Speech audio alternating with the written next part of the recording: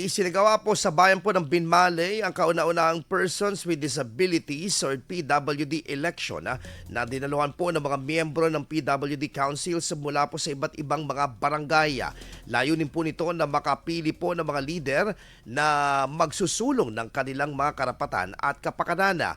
Ayon po sa lokal na pamahalaan ng Binmaley, isang mahalagang hakbang ito patungo sa isang inklusibo at makatarungang komunidad kung saan ang mga PWD ay may pagkakataong maglingkod at magkaroon ng boses sa mamamahalang desisyon.